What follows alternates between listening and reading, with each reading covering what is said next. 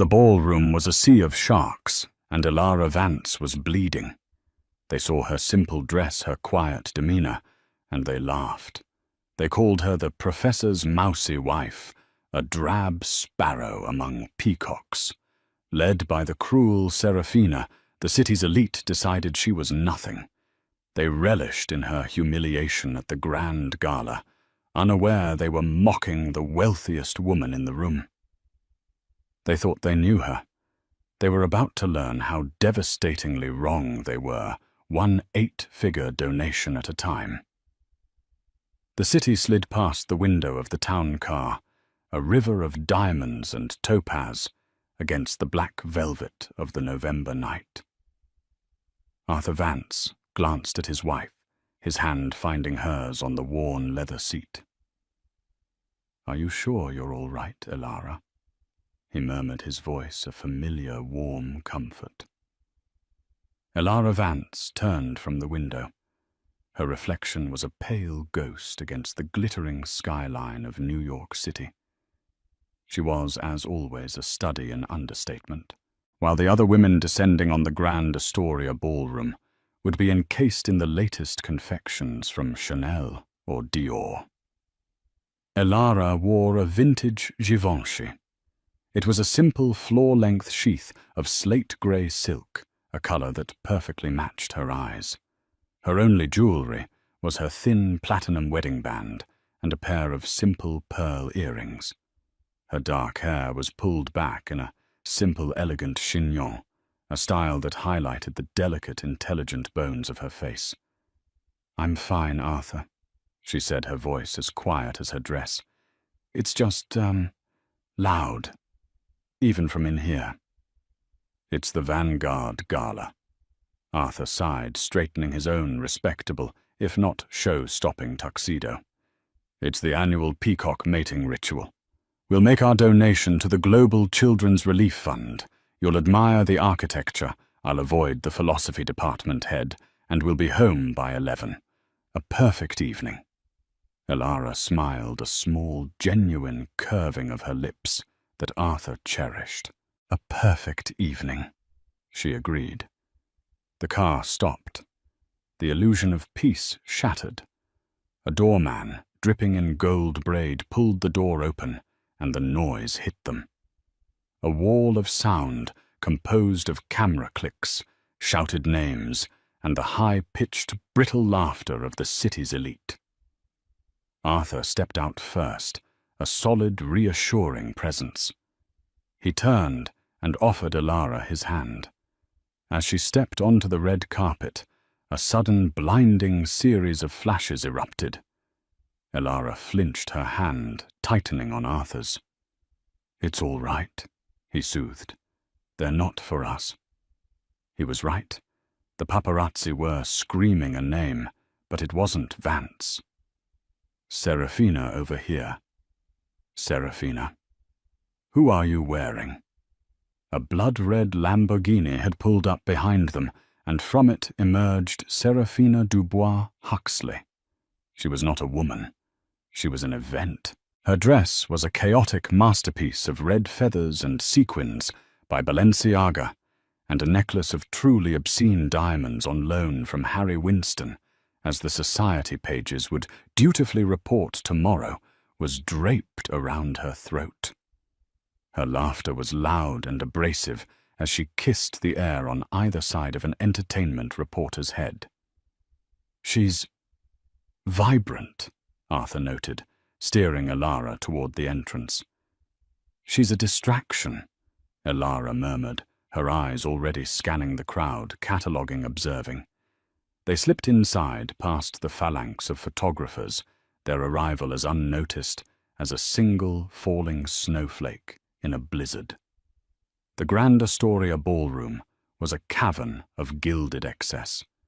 Ceilings vaulted 3 stories high, painted with cherubs and clouds. Chandeliers the size of carriages dripped crystal light over a sea of people who collectively controlled a significant portion of the world's wealth, and they were all looking at each other. "Professor Vance, Arthur, glad you could make it." A man with a booming voice.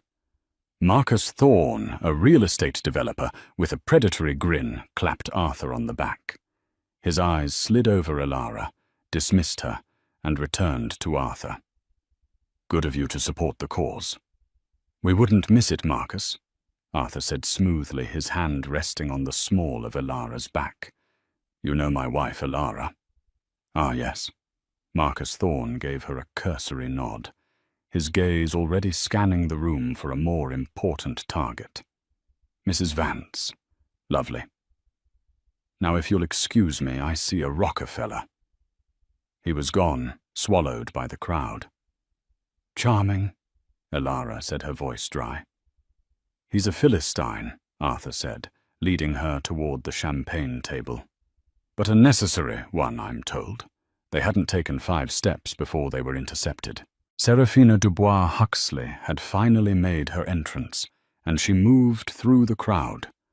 Not like a person, but like a force of nature, a hurricane of feathers and entitlement, with her 2 loyal sycophants, Beatrice Bea Croft and the same Marcus Thorne, trailing in her wake. Seraphina's eyes, sharp and calculating, landed on Arthur. "Arthur, darling," she boomed, holding out a hand glittering with rings. "How wonderful to see you. I so adored your last paper on pre-Columbian monetary systems. Utterly fascinating."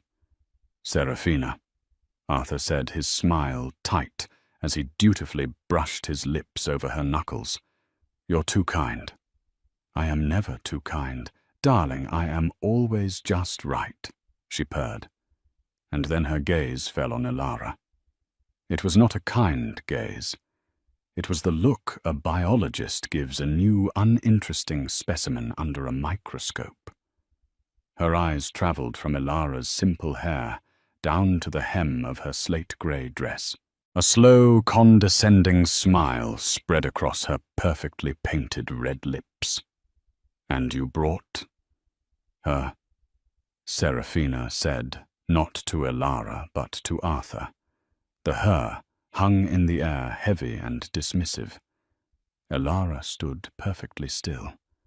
She didn't shrink. She didn't blush. She simply watched. "This is my wife, Elara Vance," Arthur said, his voice losing its warmth, turning to steel. "Oh, I know."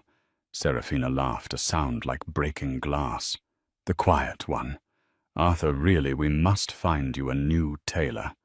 And as for your wife, darling," she finally addressed Elara, her voice dropping into a tone of false syrupy concern. "Did you lose a bet that dress? It's so functional. I suppose someone has to be the drab little sparrow in a room full of peacocks. It's so brave of you." "Isn't it brave, Bea?" Bea Croft, a woman who had surgically altered herself to look perpetually surprised, tittered on command. "So brave, Seraphina, utterly courageous." Elara merely tilted her head. "Good evening, Ms. Dubois Huxley. It's a lovely party. The floral arrangements are particularly stunning." The non-reaction, the simple polite observation, seemed to infuriate Seraphina more than any witty retort could have.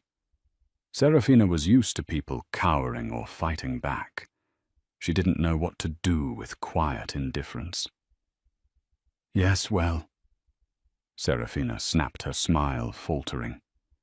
"Enjoy the canapes. I'm sure they're more to your speed." She turned on her feathered heel and swept away her clique, following dutifully. Arthur let out a breath he didn't know he was holding. "I am so sorry, my love. That woman is vile." Elara watched Seraphina's red-feathered retreat.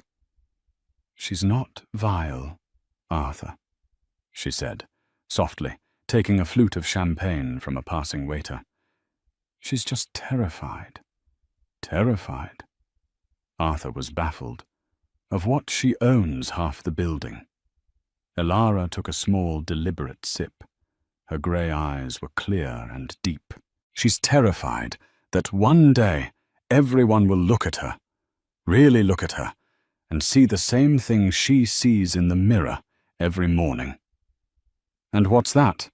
"Nothing at all," Elara said. "Now I believe you promised me a look at that architecture." As they walked away, a few people who had overheard the exchange snickered. The story was already solidifying. Arthur Vance, the charming middleweight academic, was shackled to a mousy, socially inept wife who dressed in hand-me-downs. The first laugh had been cast. The gala settled into its rhythm, a symphony of performative generosity and barely concealed contempt. Elara and Arthur tried to stick to their plan. They examined the gilded cornices, and Elara, who had a mind that processed numbers and patterns with terrifying speed, mentally calculated the structural load of the central chandelier. Arthur pointed out the historical inaccuracies in the Renaissance-style murals, and she squeezed his arm affectionately. They were a small, quiet island in a churning, tempestuous sea, and the sharks were circling. The humiliation was not a single grand event. It was a death by 1,000 tiny, paper-thin cuts. It started with the servers. Elara, thirsty, tried to flag down a waiter carrying a tray of sparkling water. He looked through her, his eyes fixed on a louder, more demanding guest just behind her. Arthur finally had to put a firm hand on the man's arm. "My wife would like a water." The waiter, flustered, handed it over with a mumbled apology, but the message was clear. Elara in her simple grey dress was invisible. Then came the silent auction.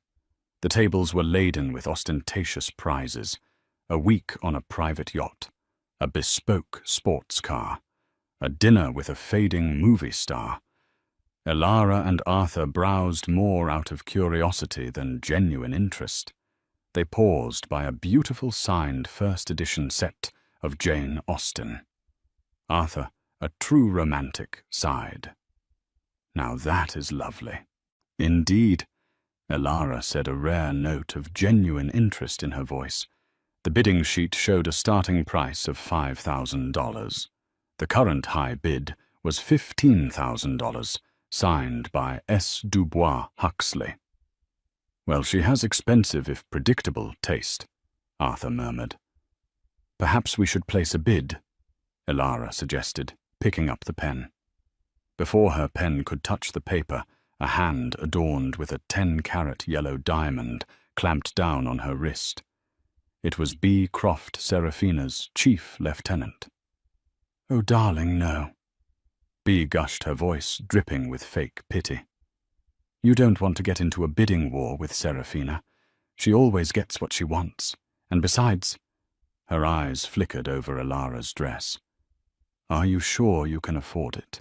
I hear a professor's salary doesn't quite stretch to this level of literature." Elara's eyes went cold. She didn't pull her hand away. She simply looked at B's hand on her wrist until the other woman felt the chill and awkwardly pulled it back. "Thank you for the advice, Miss Croft," Elara said, her voice perfectly level. She placed the pen back on the table, her desire for the books instantly extinguished. "It's always wise to know one's limits." "See smart, girl," B said, patting Elara's shoulder as if she were a child.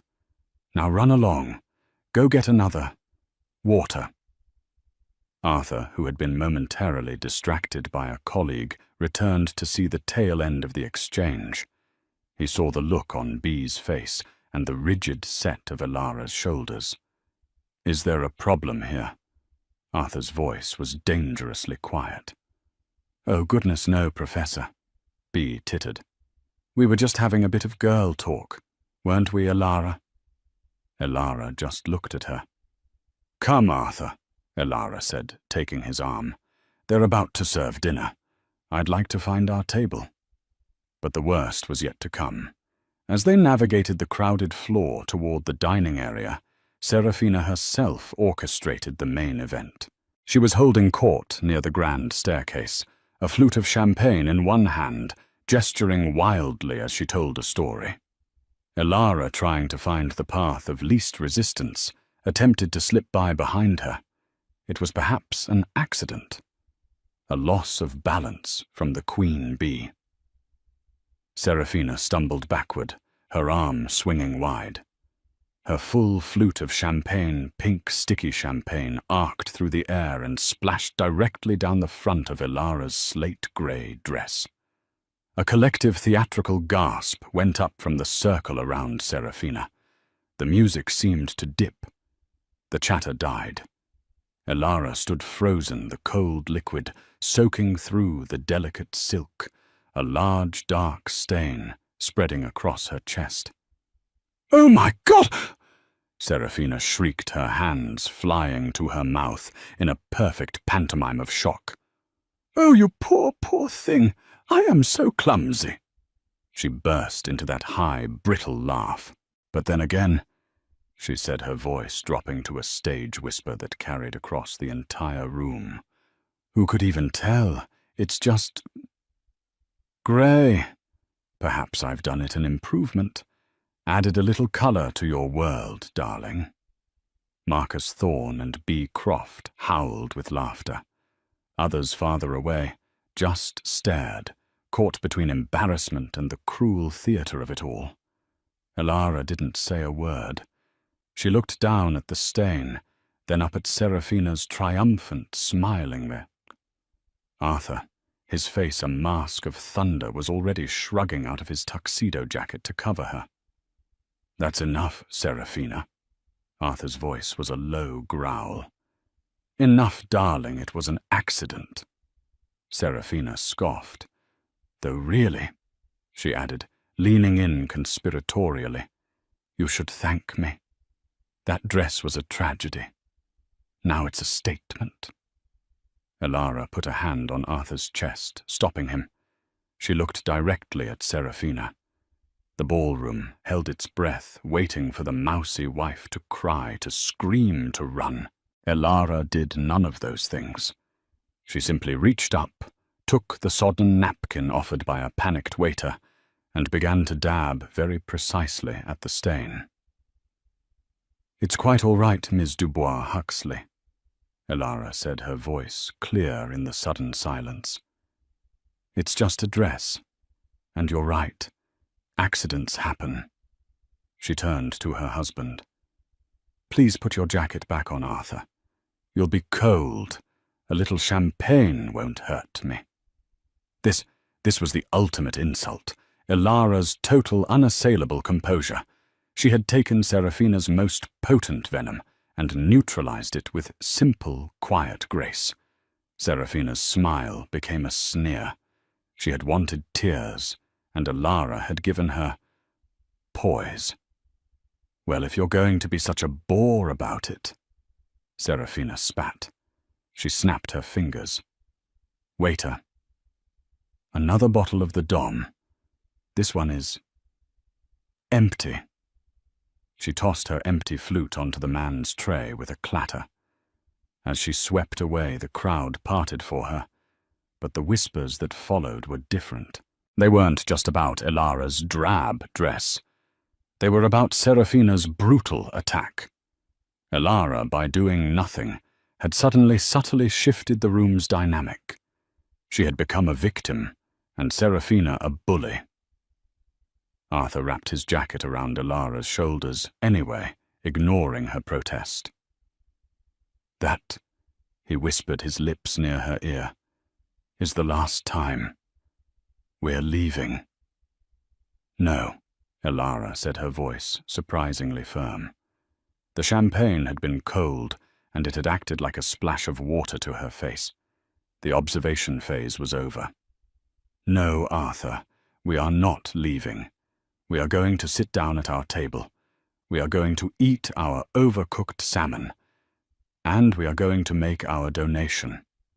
She looked up at him, and her grey eyes, usually so calm now, had a spark in them. A tiny burning ember. "I believe," she said, "it's time to show them what functional really looks like."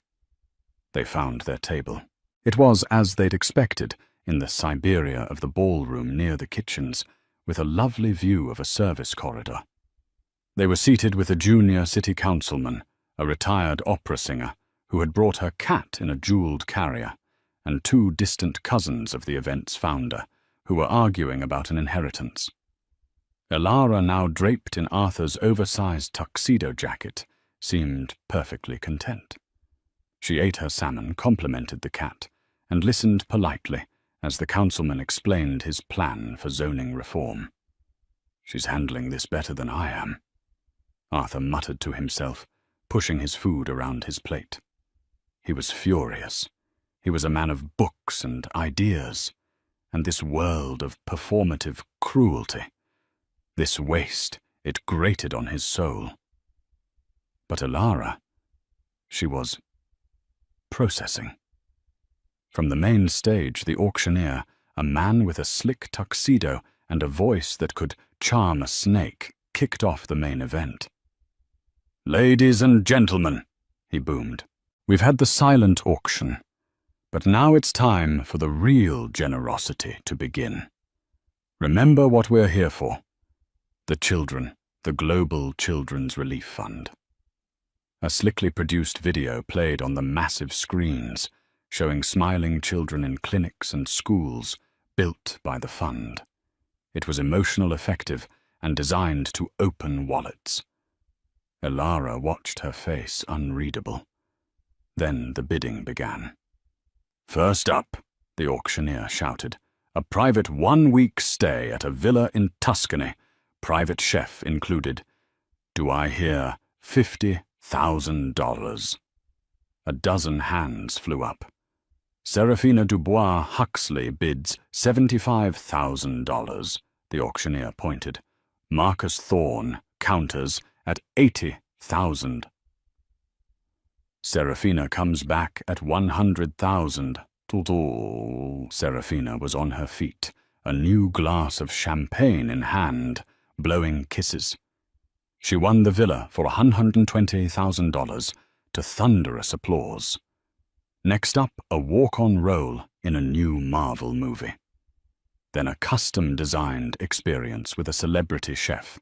Serafina or one of her clique bid loudly and ostentatiously on every single item.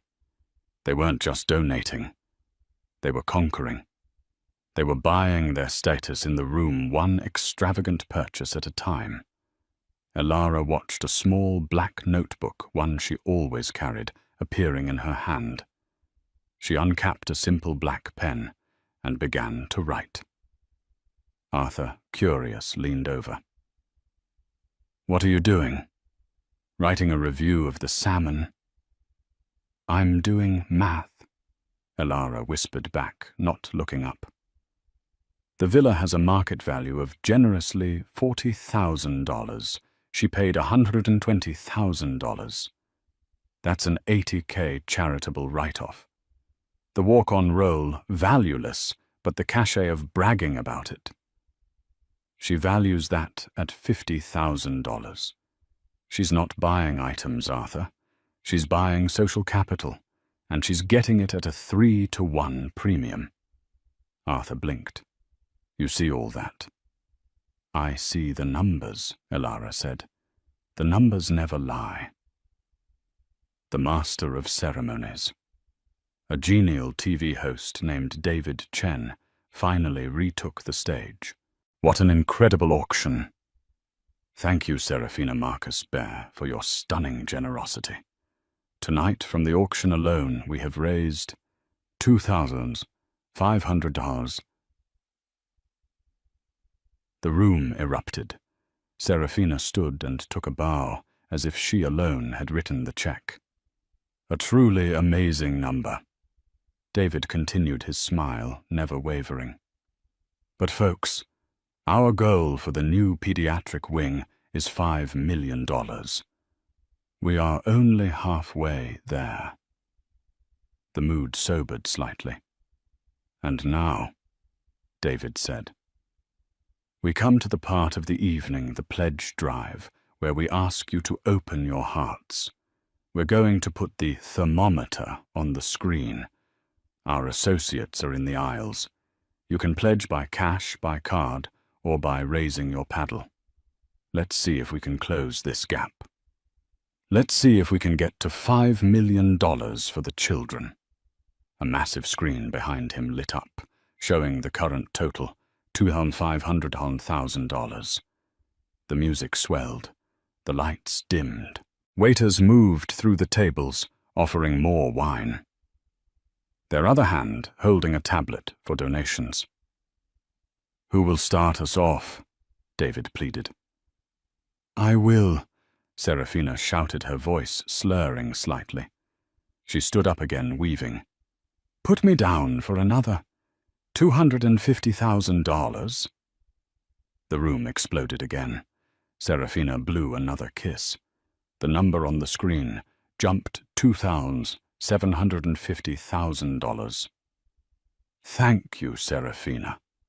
A queen of generosity," David cried. This triggered a small avalanche. 10,000, 25,000, the number crept up. 3 million, 3.2 million, 3.5 million, and then it stalled. The room grew quiet. The initial flurry of easy donations was over. They were still $1.5 million short. David Chen's smile was becoming strained. "Come on, ladies and gentlemen," he urged. "I know we can do this. Who has been saving their generosity for this very moment? Don't be shy." The room was silent. The sound of clinking silverware was suddenly deafening. Serafina, seeing her moment, grabbed the microphone from a nearby coordinator's table. "David, darling, it's just awful," she said into the mic, her voice echoing through the ballroom. The feedback screeched. "Serafina, please," David began, but she waved him off. "It's just tacky."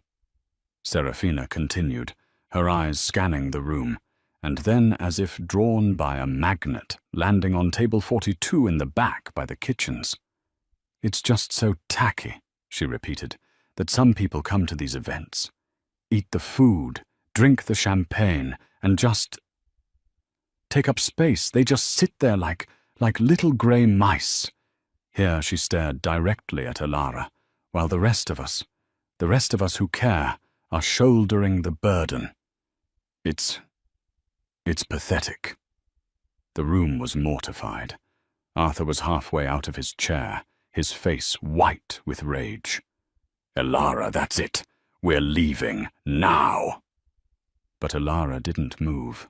She was looking at the screen, not at Serafina, not at the people staring, at the numbers.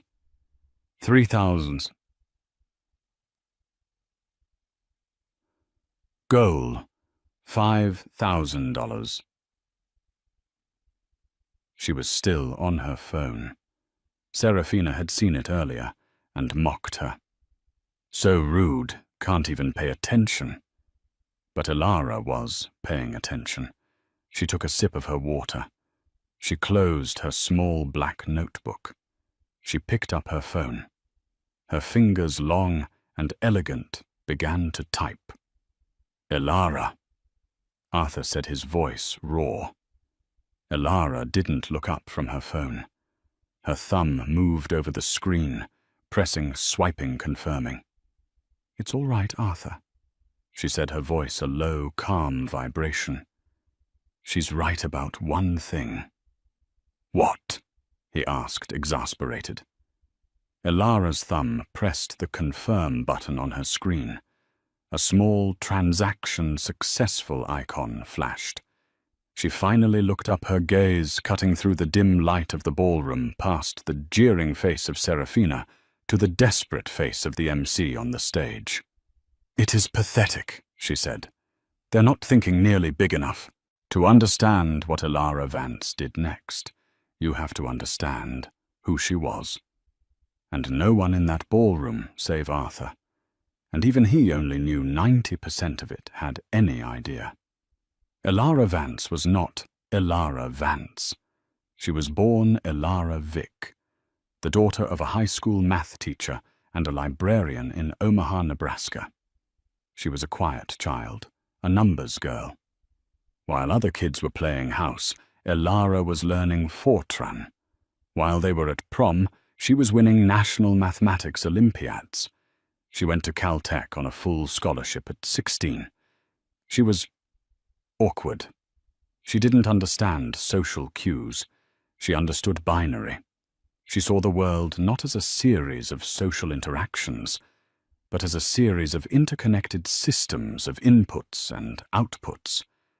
And she saw very early on that the world systems were inefficient. In her dorm room at 19, she solved a problem that the brightest minds at Google, Amazon, and Microsoft were spending billions on predictive data compression. She wrote an algorithm. It was so elegant, so revolutionary, it could compress and stream massive data packets.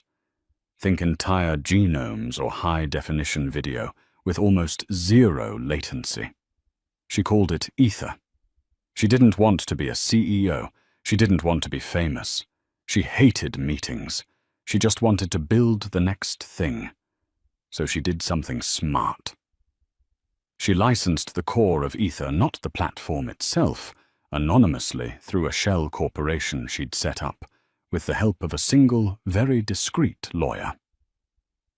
The first check from a major defense contractor was for $50 million. She was 20 years old. She used that money to build the full Ether platform, a cloud computing logic core that was light years ahead of its competitors. By the time she was 22, every major tech company in the world was either using Ether's licensed tech or trying to buy the platform outright. When the Silicon Valley giants came knocking, they didn't find a young woman in a hoodie. They found a series of firewalled servers and a holding company registered in Delaware, Vance Aurelia Holdings. The Vance was for her grandmother. The Aurelia was for Marcus Aurelius, her favorite philosopher. When the bidding war for the majority stake of Ether concluded, Elara, now 23, was one of the wealthiest people on the planet. The final sale was for $22 billion. She had sold 90% of the company, but on one condition: she retained a 10% stake, a permanent and anonymous seat on the board, and final say over the Ether Foundation, the massive philanthropic arm she'd built into the company's bylaws. The world knew the name Ether. It was the invisible backbone of their smart homes, their streaming services, their stock markets. But the creator, the ghost in the machine, was unknown. The press called the anonymous founder EV and speculated it was a man. Elara, now with more money than God, did something truly radical. She vanished. She finished her degree. She moved to New York. And she went to the one place she had always felt safe, the library. She was working part-time for free as a researcher at the New York Public Library, just because she liked the quiet of the archives when she met Arthur Vance. He was a young, brilliant, and utterly broke history professor, researching a paper on the 12th century spice trade routes. He thought she was just another librarian. He was captivated by her mind, by the way she saw patterns he'd missed. He fell in love with the quiet girl who read Marcus Aurelius in the original Latin. When she finally told him 6 months into their relationship, he didn't believe her. Not until she took him to a small, unassuming brownstone in the village which she owned, and then showed him the other brownstone next door, which she also owned. She'd had the basements connected to, house her private server bank, and a full-scale analysis lab. "So," he had said, sitting on her roof looking at the stars, the $22 billion figure echoing in his head. The money. What do you do with it?" "Mostly I give it away," she'd said simply. "But it's difficult. People behave strangely when they know. They stop being real. They want things. I don't like being wanted. I just like being. So you're Evie, he'd asked. I'm Elara, she'd said, and I would very much like it if you would just call me Elara. So he did. They got married at City Hall. They bought a comfortable but not ostentatious apartment on the Upper West Side. Arthur kept his job at the university. Elara kept her job as the anonymous head of Vance Aurelia Holdings, managing a philanthropic and investment portfolio that dwarfed the GDP of small countries. The Ether Foundation became her primary tool. It was a silent giant. It didn't put its name on buildings. It funded the research. It endowed scholarships, paid for clean water infrastructure in 50 countries, and anonymously covered the debts of failing hospitals. Elara Vance lived her life by a simple code: observe, calculate, and act.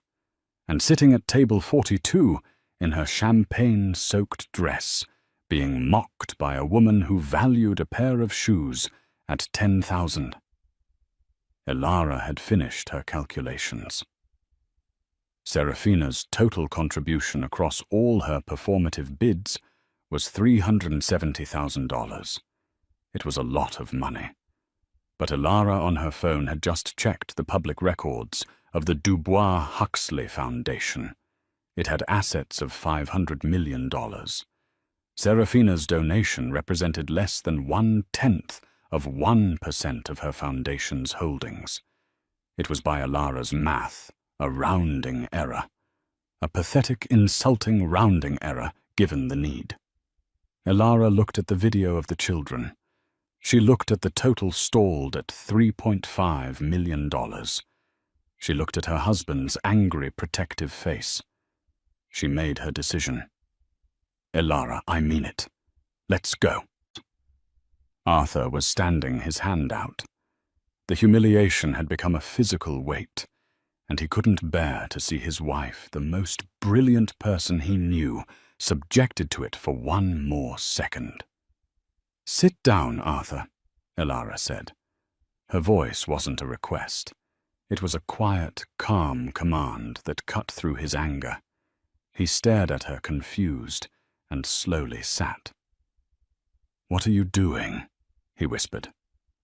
I'm solving a problem, Elara said, her eyes on the stage. They have an insufficient funds issue. I have a liquidity surplus. It's a simple match. On her phone, she had just completed the transaction. A simple encrypted wire transfer from the Vance Aurelia Holdings primary philanthropic account to the Global Children's Relief Fund. The transfer was, by her standards, a modest one. She stood up. The entire table stared at her. Even the opera singer's cat looked up. Arthur's tuxedo jacket fell from her shoulders, pooling at her waist. She left it on the chair. She stood revealed in the slate-grey Givenchy dress, the dark, ugly stain of the pink champagne stark against the silk. She didn't try to hide it. She wore it like a battle scar. Elara, where are you going? Arthur asked, a note of panic in his voice. To talk to the event manager, she said. And she began to walk. The ballroom was still trapped in that awful posturing silence left by Serafina's speech.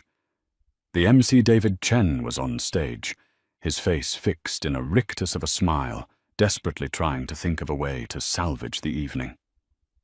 Come on, people, he was saying weakly. I know we can. He trailed off, watching as Elara Vance walked out of the shadows of Siberia. She didn't walk down the main aisle. She walked along the perimeter by the service stations, moving with a quiet, unhurried purpose. People turned to look. First it was the waiters, then the tables nearest the edge. A new whisper began. Who is that? It's the professor's wife. The one Serafina spilled on. Look at her dress. How embarrassing. Serafina saw her. She was back at her front and center table, preening. She nudged Bay. "Oh, look!" Serafina hissed loud enough for her table to hear. "The mouse is running, probably going to the bathroom to cry. So pathetic." But Alara wasn't going to the bathroom. She was heading for the side stage area, where a harassed-looking man in a headset, the event coordinator, was frantically talking to the lighting booth. Alara walked up to him. She waited patiently for him to finish yelling into his microphone. "And I don't care if the generator is—" He sensed someone standing next to him and turned annoyed. "What, can't you see I'm—" He stopped. He looked at Alara. He saw the stained dress, the quiet face. He saw in his mind a 2,500 a plate guest who was probably lost or about to complain about the salmon. "Ma'am, the restrooms are to the left. If you have a complaint—" "I don't have a complaint," Alara said, her voice barely audible over the din. "I need to speak to Mr. Chen, the MC." The coordinator laughed, a short, sharp bark of stress. "Ma'am, he's in the middle of a show. We are $1.5 million short. I do not have time for—" "I know," Alara said. "That's why I need to speak to him. Or you can." "Speak to me about what?" he snapped. Alara held up her phone. On the screen was a bank confirmation, a wire transfer receipt from Vance Aurelia Holdings to the Global Children's Relief Fund. The coordinator squinted at it. He didn't understand. "Vance Aurelia. What is this?" "That is a donation," Alara said simply. "Great fine," the coordinator said, waving his hand dismissively. "We'll add it to the—" "Wait." He looked again. His eyes scanned past the routing numbers, past the encryption codes, and landed on the amount. His face went white. The color drained from his skin, leaving a pasty, sickly pallor. His hand, the one holding the clipboard, began to shake. Is this a joke?" he stammered. "I don't joke about money," Alara said. "This is—" He couldn't say the number. He just pointed at the screen, his finger trembling. "Yes," Alara said. "But I have a request. I would like the donation to be anonymous, from a friend, but I would like the amount to be reflected on the thermometer." "Can you do that?" The coordinator, whose name was Mark, just stared at her. He looked from the phone to her face. He saw the stained dress. He saw the simple pearl earrings. He saw the professor's mousy wife. And he saw the number on the phone. Phone screen. His brain simply broke. "Ma'am," he whispered, his voice cracking. That's more than—" "Can you do it or not?"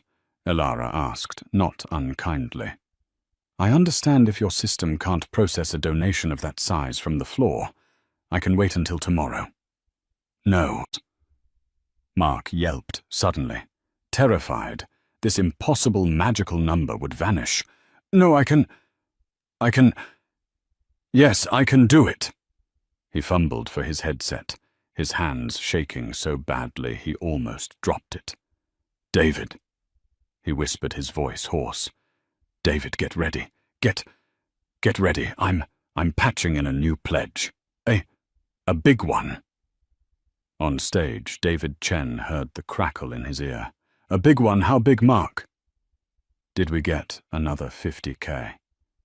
Mark looked at Alara, who was just watching him with those calm, grey eyes.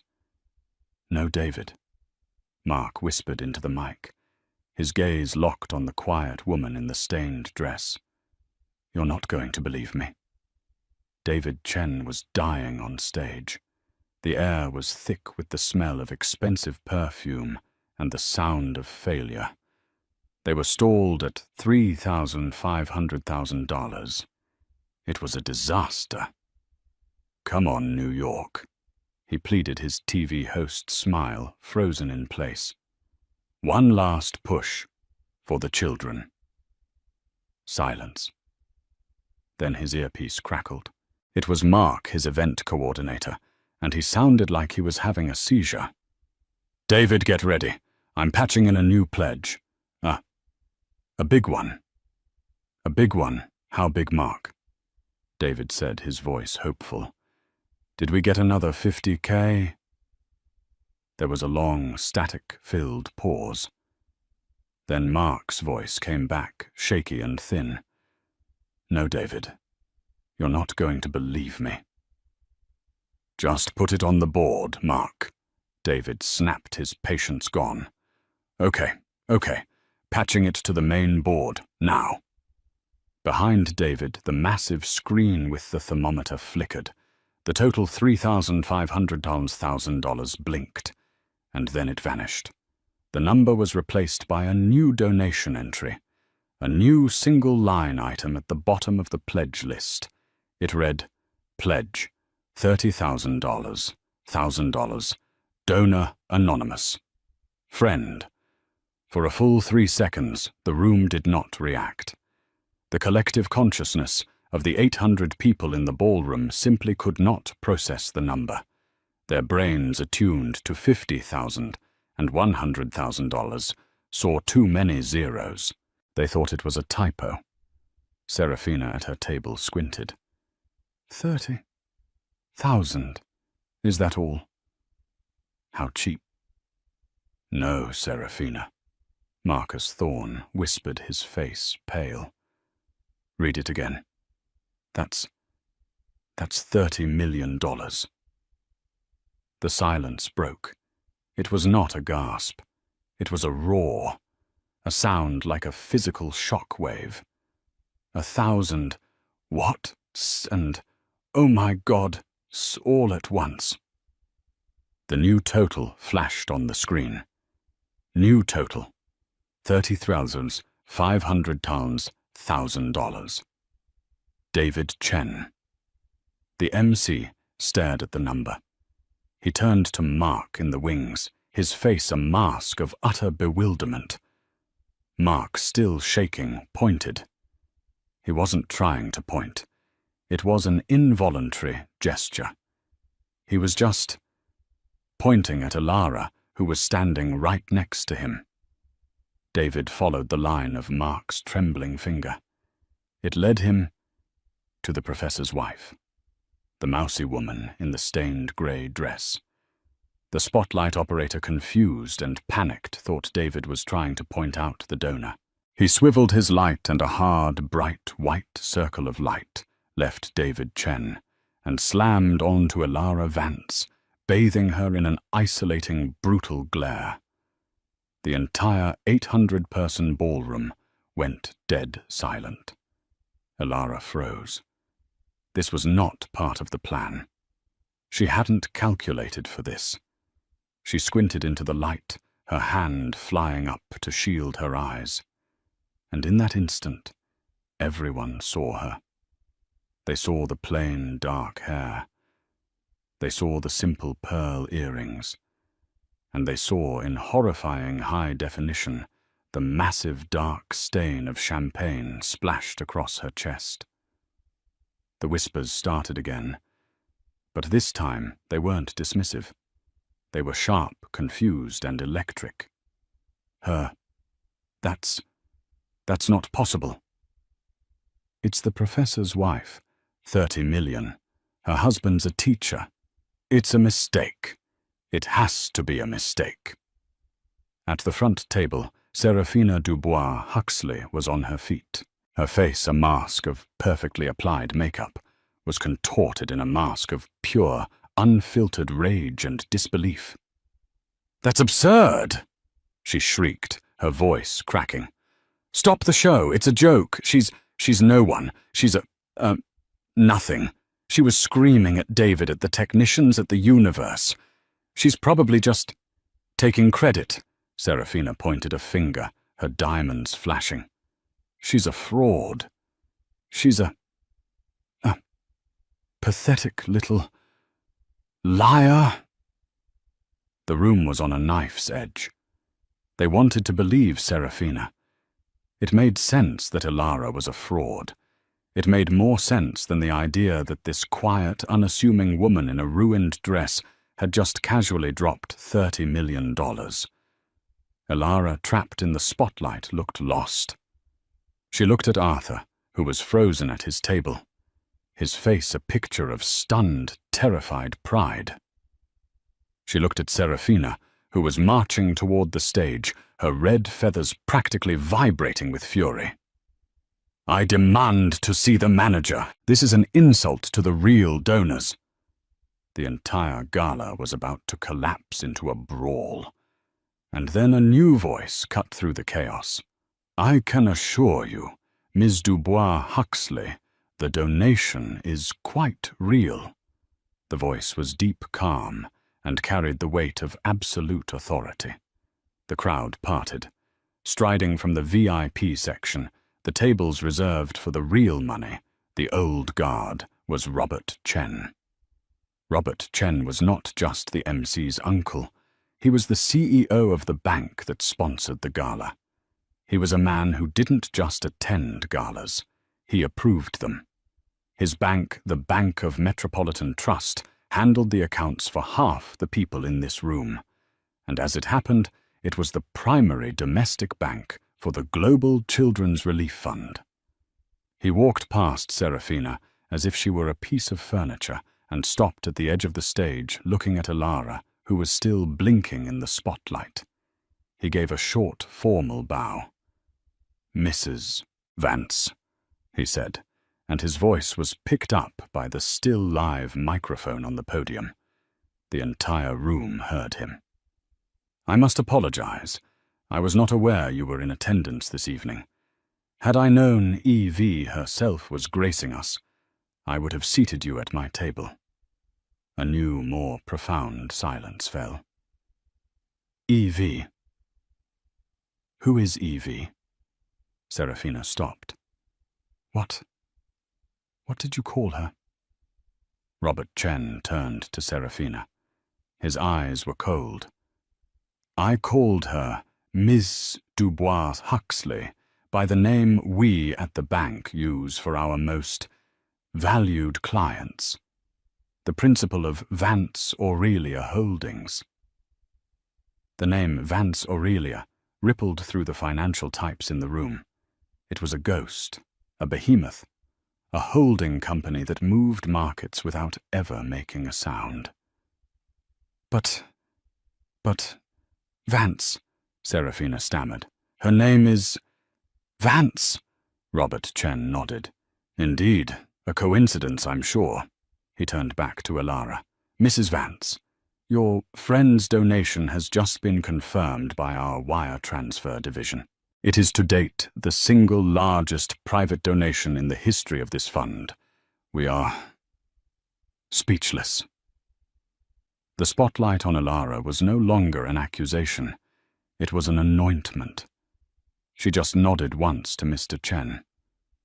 "It's for the children," she said, her voice a quiet whisper that miraculously the microphone seemed to catch. They deserve it." "No." Serafina's voice was a desperate wail. "I don't believe you. She's a fake." Arthur was at Ilara's side now. He had crossed the ballroom floor in 10 long strides, and he put his arm around his wife's waist, pulling her out of the spotlight. "That's enough," he said to Robert Chen. "We're leaving." "Of course," Mr. Chen said, dipping his head again. But David Chen, the MC, who had been standing on stage with his jaw on the floor, suddenly got his voice back. The producer in his ear was screaming. "Wait! Wait!" David shouted, his voice high with adrenaline. "Mr. Chen! Mrs. Vance!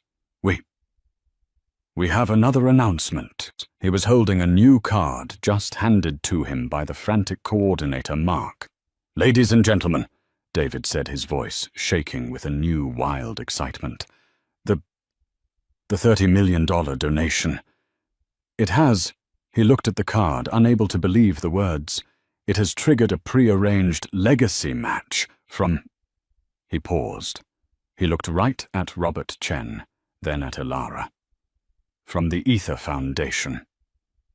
The name Ether hit the room like a bomb. Ether wasn't just money. Ether was everything.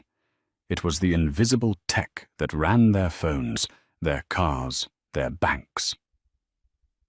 The Ether Foundation, David read, his voice trembling, has a standing legacy match for the Global Children's Relief Fund. Any single donation over $25 million is matched, 5 to 1. He stopped. He did the math in his head. The room did the math with him. 5 to 1. 5 times 30 million.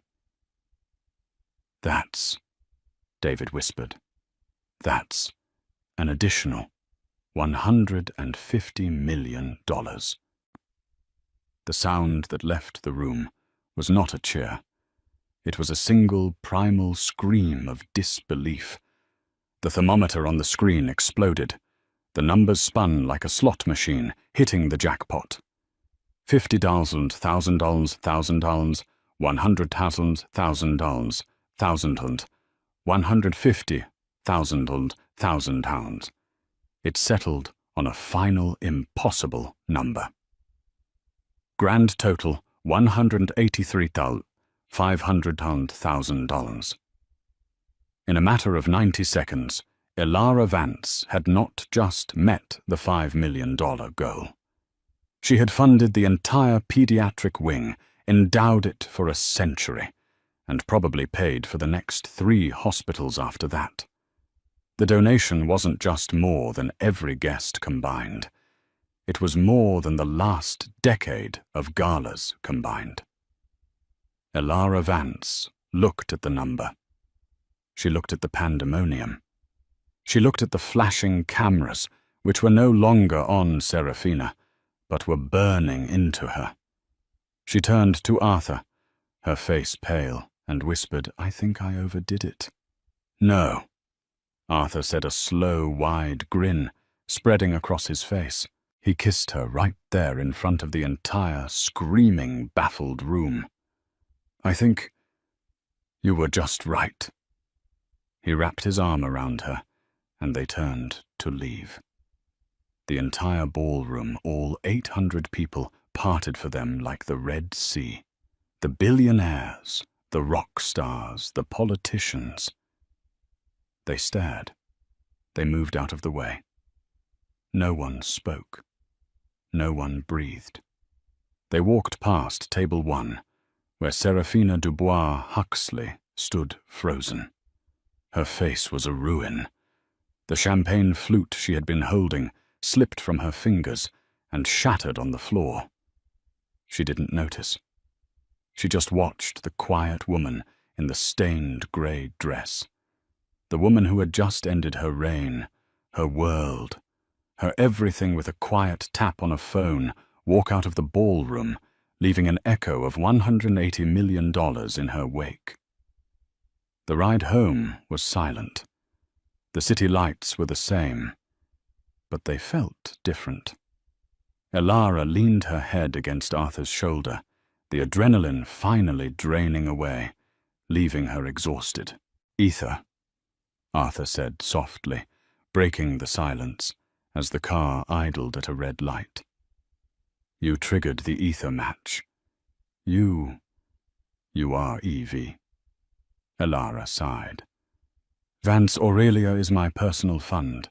Ether is the corporate one. It was the most efficient way to maximize the capital. The match was already in place. I just activated it." "You activated it," Arthur repeated, and he started to laugh. It was a low, warm, bubbling laugh. "My God, Elara, you activated $150 million. It's not funny, Arthur. My anonymity is compromised." "My love," he said, turning to look at her, "your anonymity was a fortress. Tonight you just lowered the drawbridge, and you did it to stop a bully from hurting my feelings." "It wasn't," Elara started.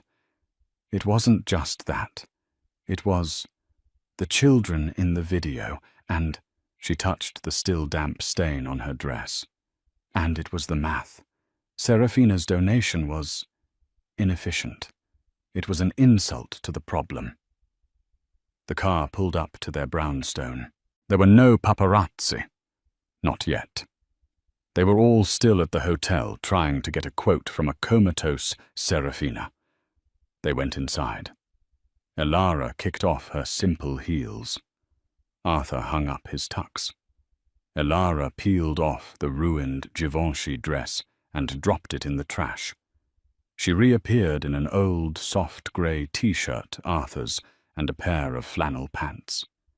She went into the kitchen and started to make tea. The next morning the world was on fire. The story was everywhere, not just on page 6. It was the front page above the fold headline in the Wall Street Journal and the New York Times. The ghost of ether mystery, donor EV, unmasked at Vanguard Gala. The $180 million mouse. Serafina's folly. How New York's queen was dethroned by a quiet professor's wife. The articles were brutal. They had photos. A picture of Serafina, her face contorted in a sneer. A picture of Elara trapped in the spotlight, her dress stained. A picture of the final impossible number on the board. Serafina Dubois Huxley was in a word finished. The Queen was a joke. Her clique had evaporated. Marcus Thorne was already giving off-the-record quotes about how he always found her a bit crass. B. Croft was rumoured to be on a plane to Switzerland. The Dubois Huxley Foundation was under review by the IRS, triggered by an anonymous tip about her creative accounting. Arthur sat at their kitchen table, a simple oak table, reading the paper on his tablet. Elara was at the stove making pancakes.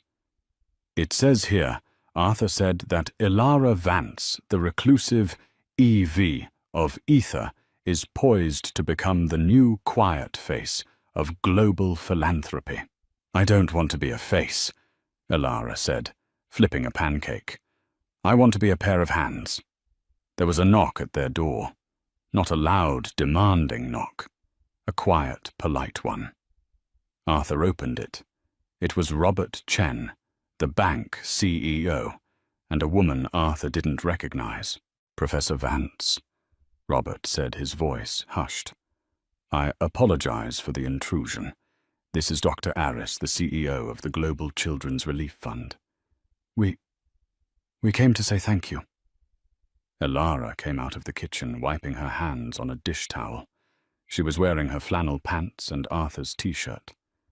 Dr. Aris, a woman who had seen war zones and famines, looked at Elara, and her eyes filled with tears. "Mrs. Vance." "Elara, what you did, you haven't just funded a wing. You have funded the end of 3 separate tropical diseases.